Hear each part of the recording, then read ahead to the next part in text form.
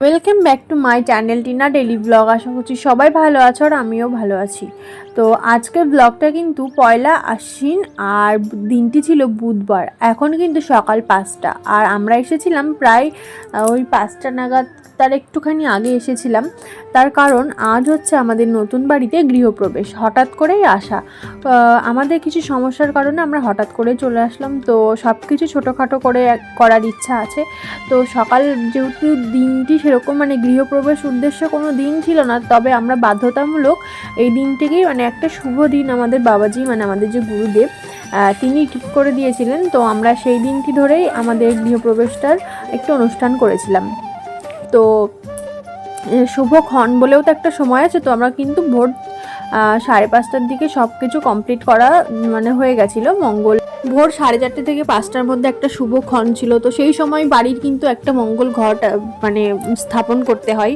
তো সেই ঘরটিকে নিয়ে পুরো বাড়িতে পুরো গোল করে ঘুরতে হয়, রাউন্ড শেপ। বাড়িটা পুরো ঘুরতে পারিনি, এমনি ঘরটর দিয়ে আর কি পরিক্রমা করে ঘরটাকে ওই যেই মঙ্গল ঘট বললাম সেটাকে স্থাপন করতে হয়। তো সেই শুভ সময়ে ধরেই সেটা হয়ে গেছিলো 5টা 5:30টার মধ্যেই। আর তারপরেই চন্দ্রগ্রহণ লেগেছিল 8:14 ছেড়ে গেছিলো। তো তারপরে স্নান করা উচিত ছিল আমাদের, কিন্তু বাড়ি যাব আবার উল্টে, সেই কারণে স্নান না করে আপাতত একটুখানি গঙ্গার জল নিয়ে 8:14 পরে কিছু কাজ ছিল, সকালের ঠাকুর সেবাটা দেওয়া হয়েছিল বাড়িতে। তো সকালের ভোগটা লাগিয়ে কোনো রকমের সব কাজবাজ সেরে তারপর বাড়ি গিয়ে স্নান করে এসেছিলাম। তার আগে যেসব কাজবাজ করবো সবটাই তোমাদের সঙ্গে শেয়ার করবো। আর এখানে এই যে এই দুটি মঙ্গল ঘটও স্থাপন করা হচ্ছে, সেটা হচ্ছে 8:14 পরে। আর আসল মেন যে মঙ্গল ঘটটা সেটা কিন্তু স্থাপন করা হয়ে গেছিলো। তো নতুন বাড়িটা সবটাই ঘুরে দেখাবো, কিন্তু এখন নয়, সেটা পরে, কারণ আজ আমি খুবই ব্যস্ত ছিলাম। তো পরে কোনো একটা সময় পুরো টোটাল বাড়িটা তোমাদের সঙ্গে ঘুরে শেয়ার করব। এটা হচ্ছে আমাদের ঠাকুর ঘর। আর সেরকমভাবে কোনো আয়োজনই করা হয়নি, ছোটোখাটো করে করা হয়েছিল। তো যতটুকু হয়েছিল সবটাই তোমাদের সঙ্গে শেয়ার করছি।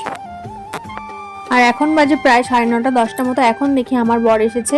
অ্যাকচুয়ালি ও আগের দিন রাত্রেবেলায় পুরো সারা রাত জেগেই ছিল। আর আমি 3:30টার সময় উঠে সব কাজবাজ সেরে বাবু জামা কাপড় ধোয়াধুয়ি ছিল, স্নান ধান করে সব কমপ্লিট করে রেখে এসেছি।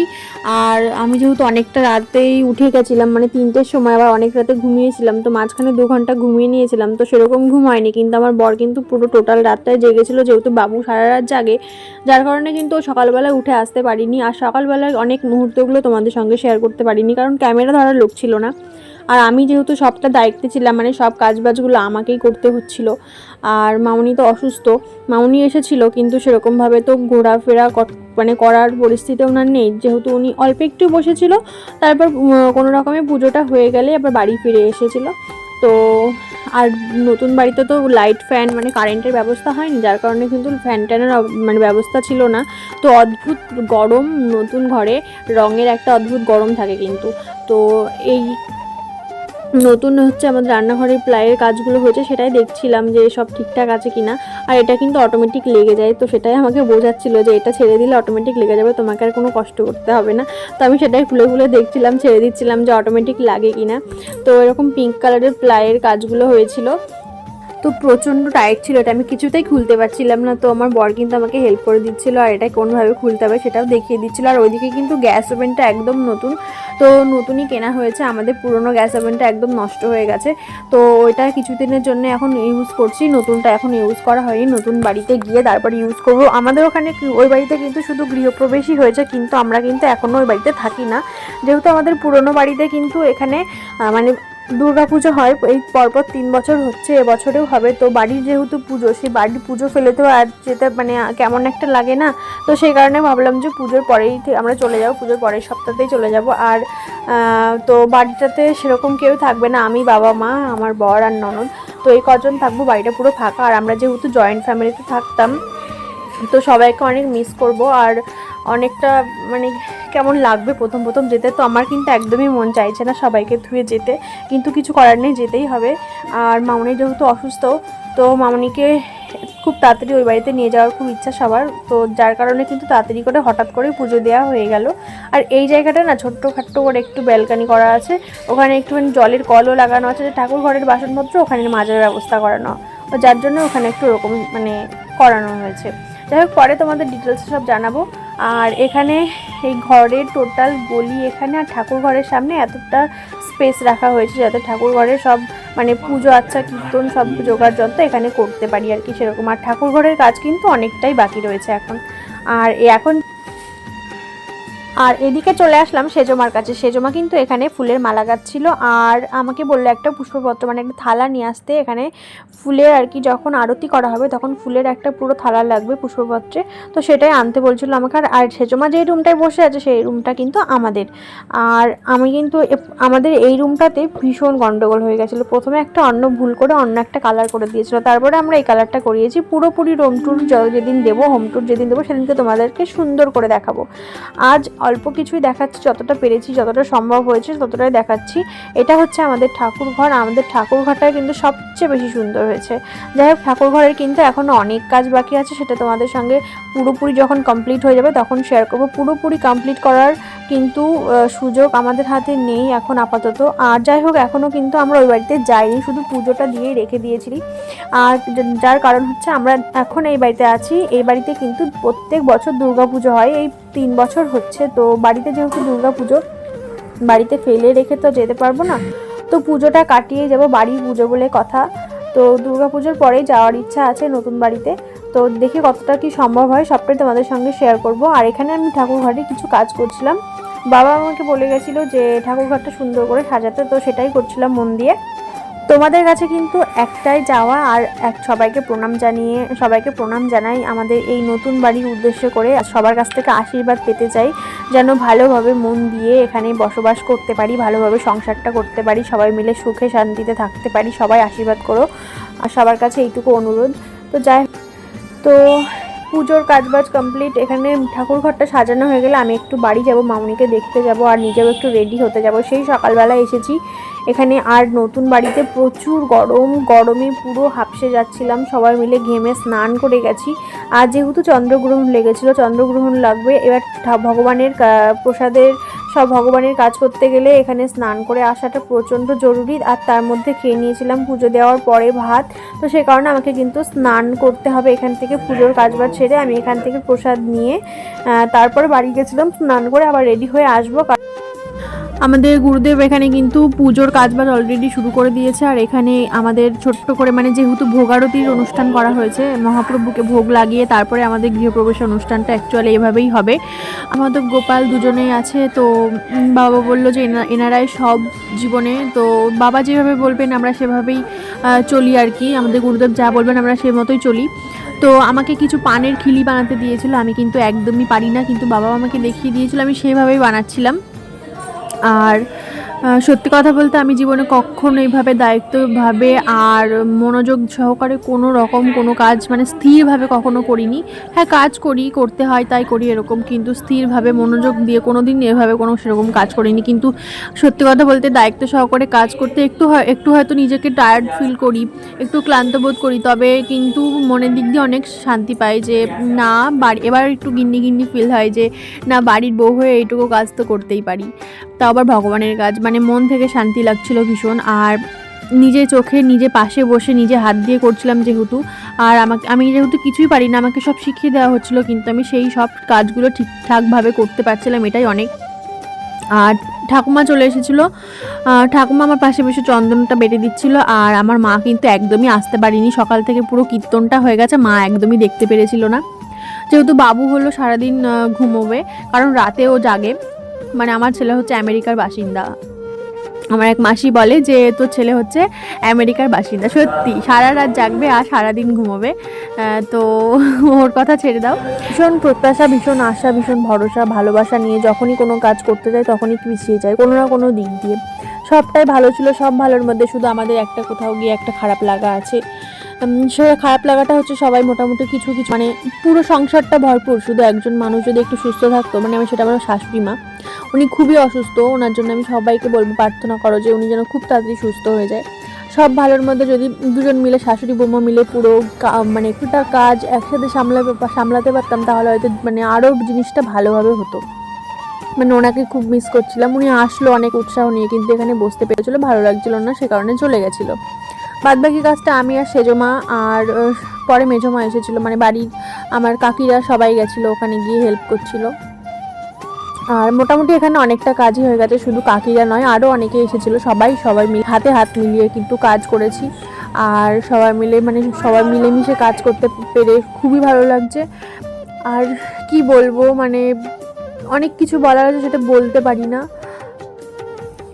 বলার জায়গাটা নেই বলতে, মানে এইভাবে যে হঠাৎ করে চলে আসতে হবে সেটা বুঝতেই পারিনি কখনো। এইভাবে মানে কোনো গৃহপ্রবেশের দিন ছাড়াই, মানে একটা শুভ দিন বের করে আসা, হঠাৎ করে চলে আসা, মানে যেভাবে দেখতে পাচ্ছ ভালোভাবেই হচ্ছে আশা করি, কিন্তু এর থেকেও ভালোভাবে আসার ইচ্ছা ছিল। অনেক খুশি মনে, আরও কিছু আত্মীয় স্বজন লোকজন, কাউকে সেরকমভাবে কিছু বলা হয়নি, হঠাৎ করে চলে আসা, তো এইভাবে না ঠিকঠাক ভালো লাগছিল না, যে হয়তো জিনিসটা আরও ভালোভাবে হতে পারতো, কিন্তু এইভাবে হঠাৎ করে হয়ে গেল। তো ঠাকুরের ইচ্ছাই ছিল হয়তো এইভাবে হওয়া, তো এটাই যেন ভালোভাবে, যেভাবেই হচ্ছে সেটাই যেন ভালোভাবে হয়, সেটাই যেন ভালোভাবে মানিয়ে গুছিয়ে নিয়ে চলতে পারি, ভগবান যেন আর কখনো এরকম খারাপ দুর্দিন না দেয়। তো এখানে দেখতেই পাচ্ছ যে আমাদের গুরুদেব আমাকে অনেক কিছু বুঝিয়ে দিচ্ছিলো, যেগুলো আমি বুঝি না সেগুলো আমাকে আর কি শিখিয়ে দিচ্ছিলো আস্তে আস্তে করে, যে এরকম করে করতে হয়, এরকম করে নিবেদন করতে হয় ফুল। তো আমাদের গুরুদেবই আমাদের জীবনে কিন্তু অর্ধেকটা গুরুত্বপূর্ণ, মানে সব ব্যাপারটাই কিন্তু বুঝিয়ে দেয়, যে কিভাবে আমাদেরকে চলা উচিত, কিভাবে চলতে হবে, কিভাবে ভগবানকে মানে পুজো অর্চনা করতে হবে, ভগবানই জীবনে আমাদের সব, এগুলো আর কি সব বোঝাচ্ছিল আমাকে।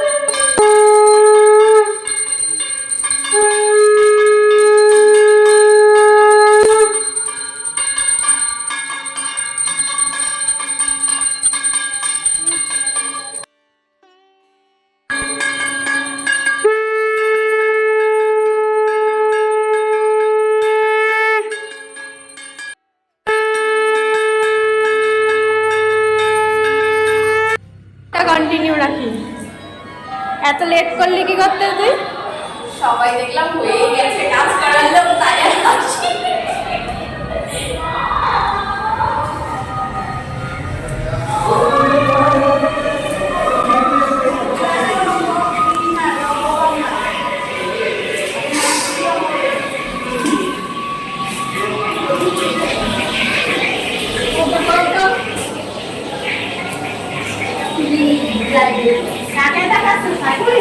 না না, ভিডিও করছি।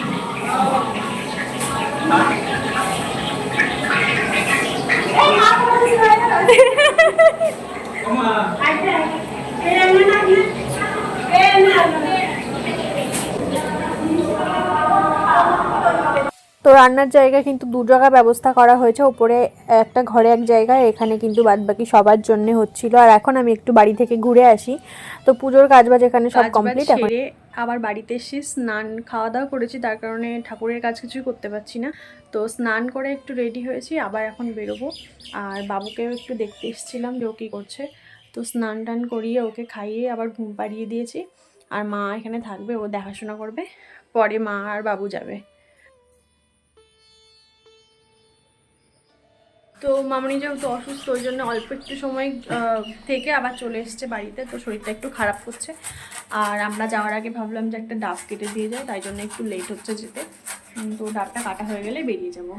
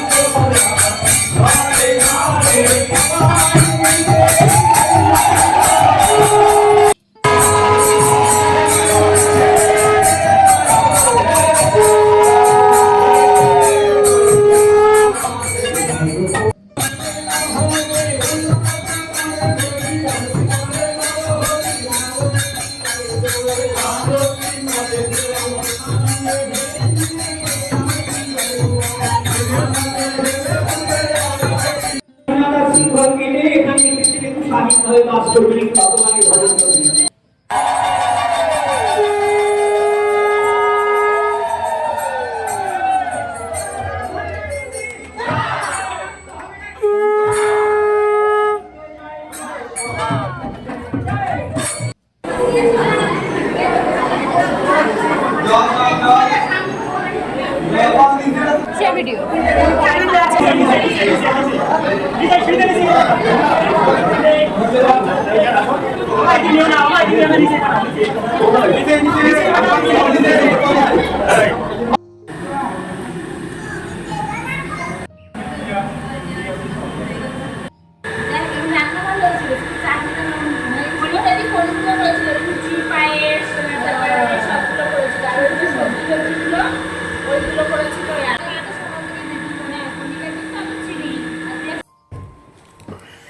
তো বাড়ি একটুখানি কিছুক্ষণ আগে বাড়ি আসলাম, আর এসে প্রচুর ক্লান্ত লাগছে।